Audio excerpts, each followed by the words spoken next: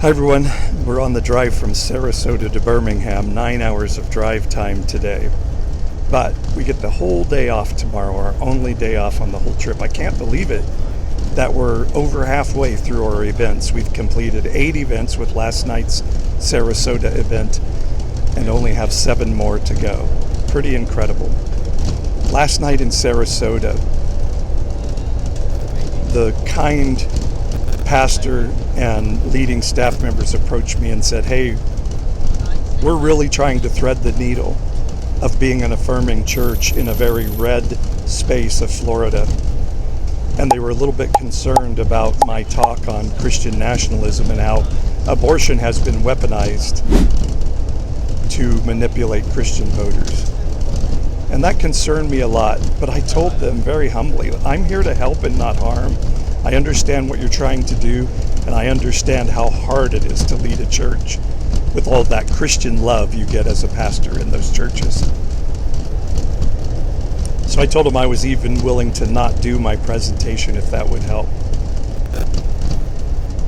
And that pastor said, "Wow, with that humble heart, I know I can trust you." And they loved my presentation and said some really incredible things, if I can humbly share, that they said, "You should be on a national stage sharing this stuff on a regular basis." And that's so sweet, isn't it? And the other thing the pastor said that really threw me, he said, "I just want to say you are a good person. You are a good person." I mean, they loved that I dressed up in some of my expressive ways, and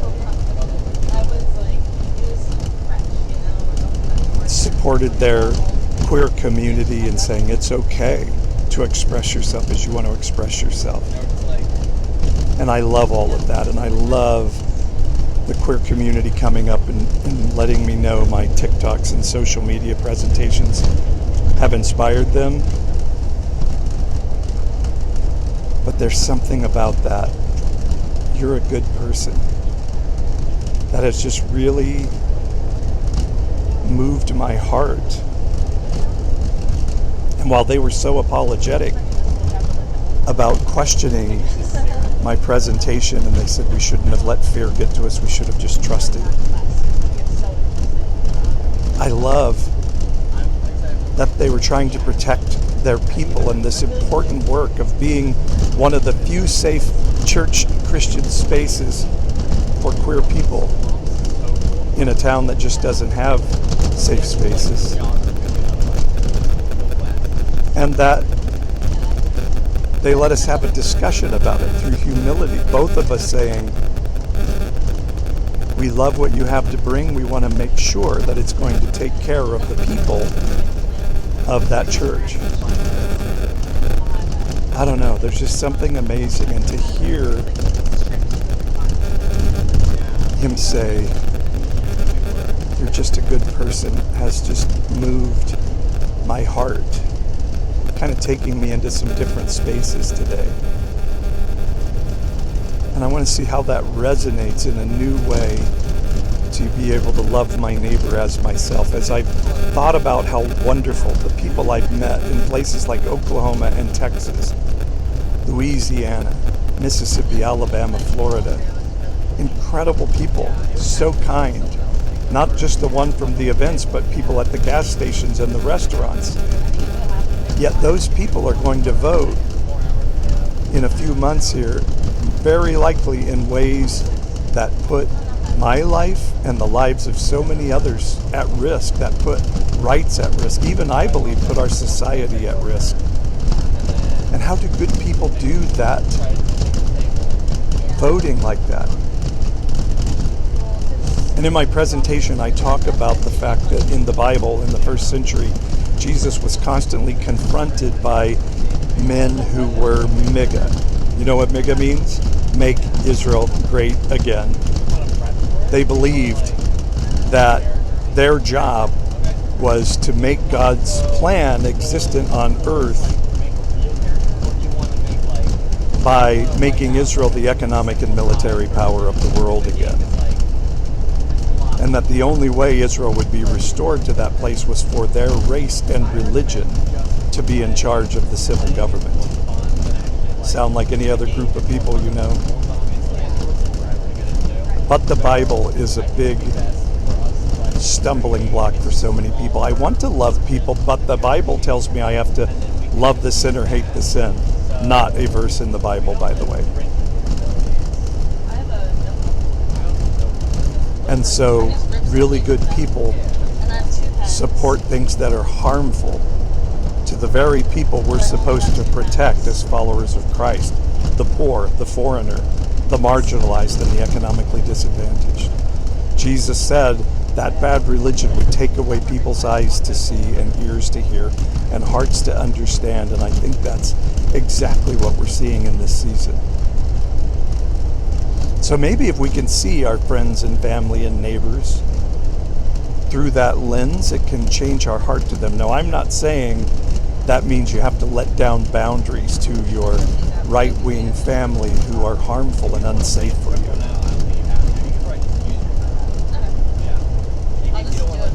But maybe it stirs my heart in a new way that allows me to give out some energy and vibes that provides an opportunity for safety for somebody to come in the middle of the night and say, oh, I can't let any of my friends know, but I'm kind of interested in what you're talking about, like Nicodemus did with Jesus.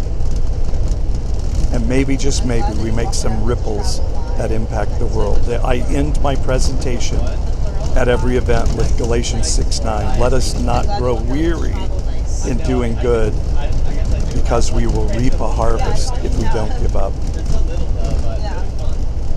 I think we're still in for some rough times ahead, but I'm not losing hope.